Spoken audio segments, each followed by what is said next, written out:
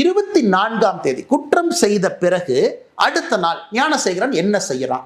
அந்த பகுதி 170வது பிளாக் வட்ட செயலாளர், ஒரு முக்கியமான திராவிட முன்னேற்ற கழகத்தினுடைய மூத்த தலைவர் கோட்டூர் சண்முகம். கோட்டூர் சண்முகமும் ஞானசேகரனும் அன்னைக்கு 24ஆம் தேதி காலையிலிருந்து சாயந்தரம் வரைக்கும் 6 முறை பேசுறாங்க.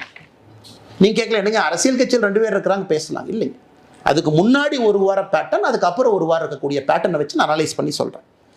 24ஆம் தேதி காலை 7:27க்கு முதல் கால் துவங்குது.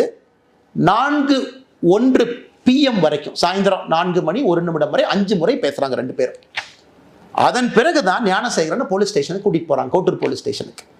ஒரு 4 மணி நேரம் பேசல. அந்த நேரத்தில் ஞானசேகரன் காவல்துறை காவல் நிலையத்துக்குள்ள வச்சிருக்கணும். வெளியே வந்த பிறகு ஞானசேகரனும் கோட்டூர் சண்முகம் மறுபடியும் பேசுகிறாங்க. ஸோ எதுக்கு கோட்டூர்புரம் காவல் நிலையம்